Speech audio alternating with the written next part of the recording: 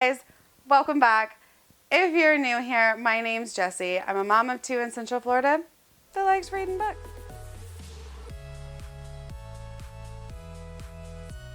Today we're going to talk about Crown of Feathers by Nikki Pareto. I'm going to start off with a synopsis, pros and cons in a non-spoiler way, and then I will let you know and we will move on to a spoilery chat at the end. So, if you haven't read this, watch the beginning of the video. If you don't mind spoilers, or if you've already read it and you just want to hear my thoughts in full spoilery detail, keep watching till the end. So, Crown of Feathers is a YA fantasy book. It revolves around these sisters, Val and Veronica, and they live in a time where magic has been outlawed. And basically they're living, on the run. Because magic users in this world are either enslaved or killed. It's pretty much it, and they want to be neither. So they are on the run, and their whole premise is they are looking for phoenix eggs. Because in the time before magic was outlawed in this world, there were phoenix riders. There was a phoenix rider queen, and there was this bloody battle between the phoenix rider queen and her sister. And the Empire won. The Phoenix Riders were all put down, and there is now no more legal use of magic.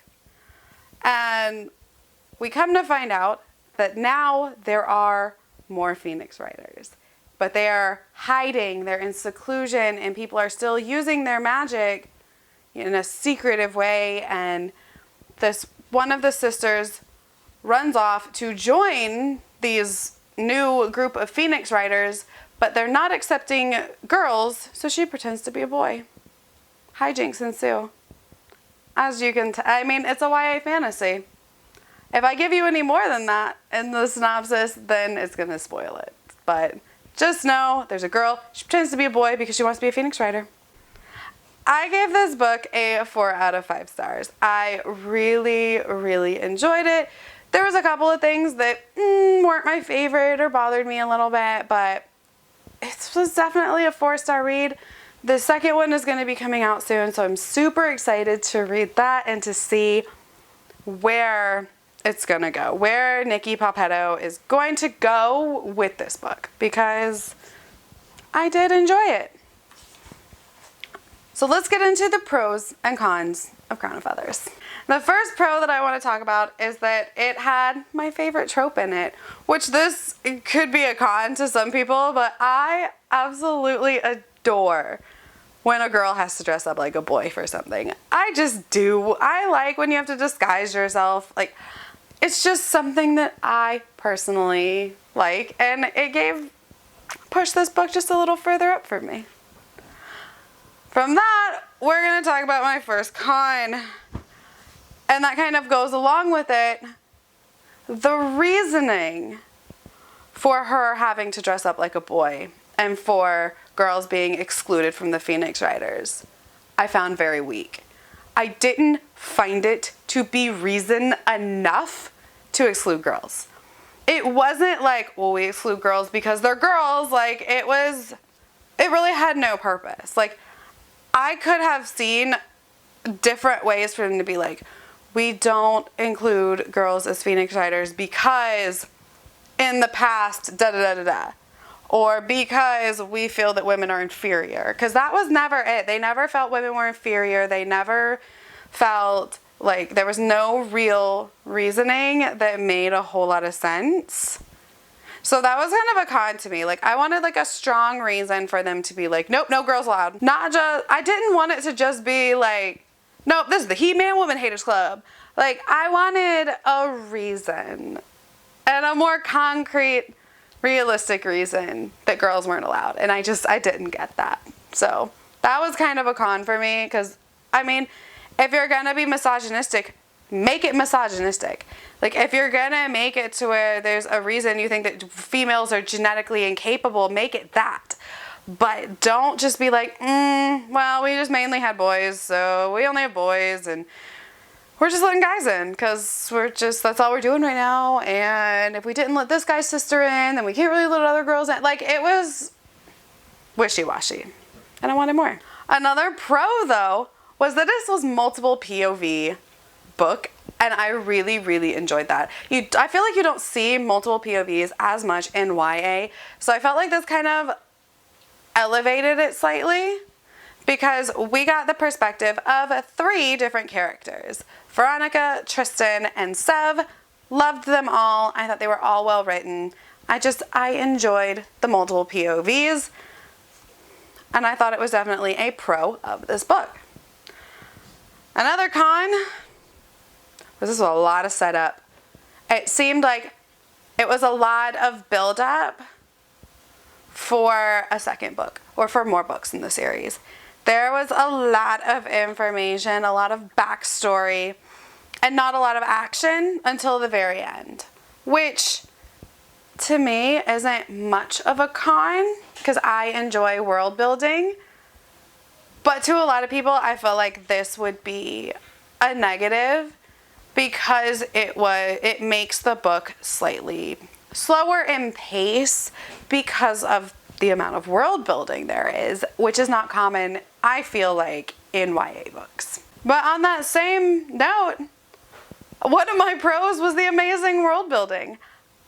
It's just something I personally like. I loved getting the history of this world, the flashbacks, and not only that, we got at the start of every chapter, there's a little blurb like above the chapter that would give like a little hint. It was like something from the past, and it was small. It was a couple lines, and I really love that.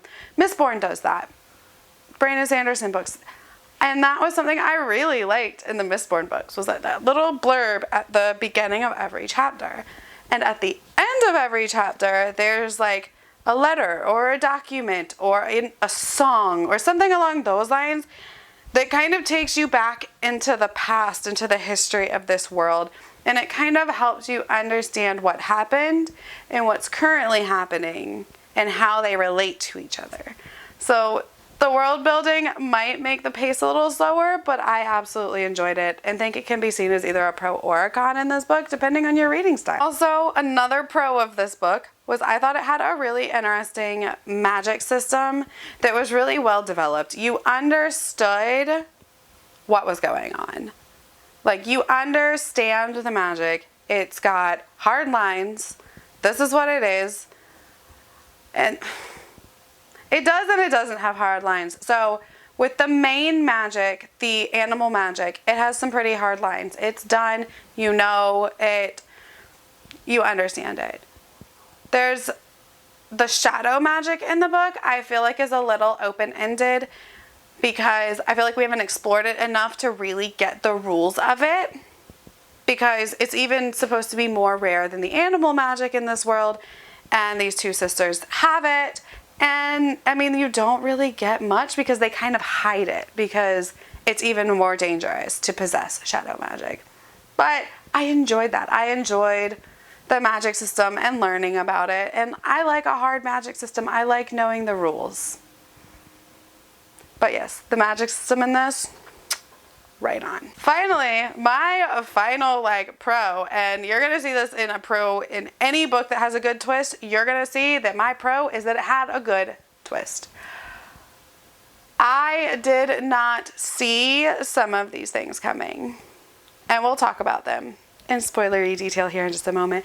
But the twists, especially at the very end, I did not see them coming, and I loved it. So if you want a good twist, if you want some good world building in your YA, a good start to what is going to be a really great YA fantasy series, highly recommend picking up Crown of Feathers. Heart of Flame, which is the second one, will come out in March, I believe. So very, very soon. So go pick it up, binge read it, and then we'll read the second one together. All right, spoilers. We are going into spoiler territory. If you do not want to be spoiled, click off now, find another video. I appreciate you watching and staying with me. If you want to chat about this in spoilery detail, stick with me. Let me know what your thoughts are. Maybe they're the same as mine, maybe they're different than mine. Maybe you hated this book and you want to rant about it in the comments below. Let me know. Anyway, spoilers. Oh my god, the twist. I did not see it coming that they are basically reincarnations. That Val is the princess. Like, what? That was something I totally didn't see coming, because the way they describe the princess in the book is everyone loved her. Like, she was amazing and she was great and everyone loved her. And Val is just terrible and wicked and vile and conniving. And when you find out that she is the reincarnation of their Phoenix Rider princess, I was blown away. And to find out that she's the reincarnation of the princess, and then that her sister, Veronica, is actually the child of the sister princess that didn't have... Like, that one got me. That kind of blew my mind, and I can't wait to see where that goes in the next book. Because I should have... Part of me feels like I should have kind of got it, because Phoenix's reincarnation is a big theme in the book. Because Phoenixes are born from the ashes. They reincarnate. It's a thing. We all know it. So I feel like maybe I'm dumb and I should have seen it, but I didn't. And I loved that. Also, the love in this was the cutest. It was very subtle, but the LGBTQ plus representation, I think, is going to go somewhere in the next book, because Sev and Cabe need to be together, and that is that. Period. Done. Together. They need to end up together. Neither one of them can die. Like, they need to be together. It also kind of blew my mind when we find out that Trix, one of the other bond slaves, is actually the grandmother that we've been hearing about, like, this whole book, and that she's alive. Like, I thought she was dead, and and that she knew this whole time. She knew who the girls were, and protected them and kept them safe. I loved that. I thought that was just a really good twist. I enjoyed it. What I didn't enjoy, there were some things I didn't enjoy. Like I said, I feel like there should have been more of a reason for them to be like, no girls. I mean, it was literally like, well, we don't have a lot of money and we need rich people. Like, that would have been fine with me. Just leaving it at that. But they're like, well, we need rich people and we need rich boys. We need boys who can afford to pay for their training. And we decided on boys just because that's what we had. And, you know, if we start letting girls in now, like, it would be awkward because we have all these boys. Like, and then the fact that they couldn't get the Phoenix to breed, that was a little awkward to me. Like, that they had the females in a pen and couldn't get them to breed because, like, obviously, like, to me it seemed like it would be obvious. Like, no, they're not bonded. Like, they're not going to want to breed. Like, maybe if you let in females and had a female bond with the female phoenixes, and then we could get some eggs. Like, to me, that would make sense. Like, but no, and they even admit that, like, the females are known to be the strongest and the best fighters, but they still don't want girls, which kind of excludes female phoenixes, because from what they say in the books, it seems that, you know, females bond to females and males bond to males more often than not. So that kind of just made no damn sense to me. But other than that, I enjoyed it. I really liked how when, like, we get the reveal that Veronica is a girl, that she's not Nick, she's Veronica, and that she is a girl, and that she has a bonded mate. I like that Tristan didn't flip out. Like, he didn't, like, go the route of angry, let me flip out and yell, like, how could you lie, and da-da-da-da-da. Like, he took it like a man. He just was like, okay, little shocked, but we're gonna make this work. Like, you were my friend before when I thought you were a boy. You're the same person. I just not super thrilled that you hid this from me, but I understand why you did. So we're gonna make this work and move on. Like, I like that he didn't get like angry. Like, there was like, I enjoyed that. And I'm just super excited to see what happens. Like, I love that Veronica stood up for herself at the end. It was when she was given the offer, like, okay, you can join the Phoenix Riders, but you have to continue pretending to be a boy. I love that she's like, no, I'll just leave. Me and my Phoenix will leave. I'm going to stay here, but I will only stay here as Veronica, as a female. And that's that. Like, I loved that. Like, she kind of grew into her own. Like, she was under her sister's shadow for so long, and then she just, like, became her own kind of badass. So, I'm really excited. I'm excited to see where the shadow magic goes. This reincarnation trope. I've heard that we're getting more POVs in this upcoming one, so I'm super excited for Heart Flames. Alright, that is all I've got for you guys today. I hope you enjoyed my little review on Crown of Feathers. Let me know, have you read this? What do you think? Let me know. Bye, guys.